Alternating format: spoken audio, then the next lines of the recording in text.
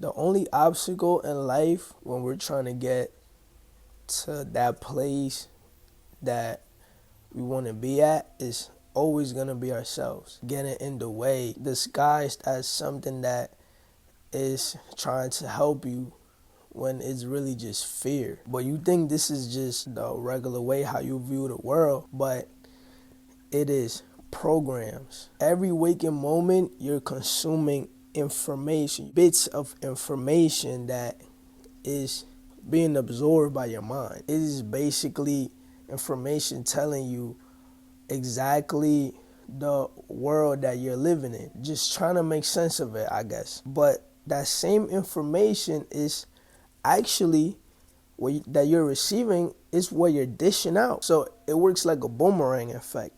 So you dish it out and it comes right back. But when you're dishing it out, it's a part of your subconscious mind. The subconscious mind is nothing but a computer to run a certain program.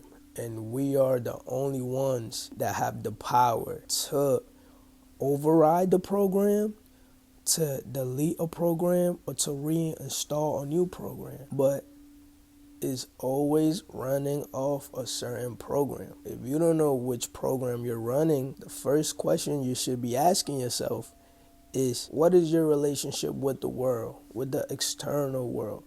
What's the relationship between your internal self and the external world? How are you connecting with it? How are you connecting with other people? How are you connecting with all of the elements that the world have to offer? How are you connecting with learning, the way that you learn things? Or are you really a rigid person to be able to learn? Whatever the case may be, you should be able to identify exactly where those beliefs or programs are coming from. This is the very thing that's going to run your life. If you are unaware or ignorant to the beliefs you have about the world, then you're going to be susceptible to frustrations, stagnation, and to overall just pitfalls in life, because you're going through life with a certain degree of non-responsibility, non-accountability for the position that you are in life. You are leaving it solely to chance or to luck, when in reality, all that you have today and all that you experience today has been and it is currently being attracted by the person that you are or have become or are becoming. So instead of viewing yourself as this certain person that's just who you are, right? Don't view yourself as just a non-changing person. Don't view yourself as just one image.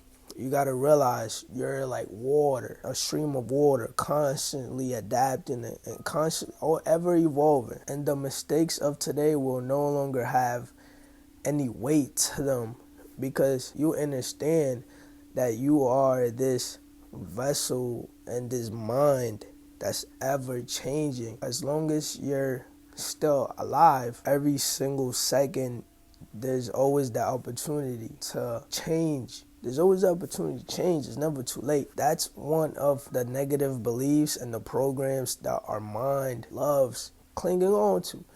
And it's really because of fear. And this is time, in the sense that we're running out of time because this fear of death. When in reality, time is worth more than gold. It's worth more than money. That's the only thing you can get back. And at the same time, that's all we have. So once we start really valuing and cherishing, making the most out of our time, that's when we really open ourselves up to this higher abundance and healing to happen in our lives. But it requires that we let go of the programs and the beliefs that we are currently carrying with us. That's the only thing stopping us, because it takes a lot of self-work, diving into your minds, into the abandoned parts of yourself.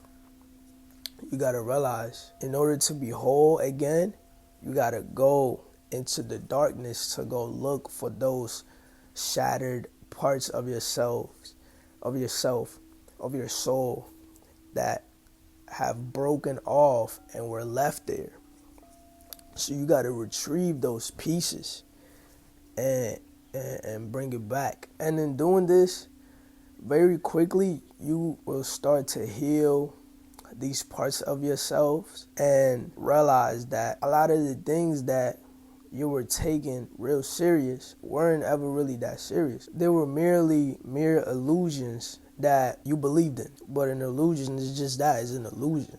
The second you stop believing in it, the second you stop being tricked by it and controlled by it. So in conclusion, the ways in which you view the world are 100% your responsibility.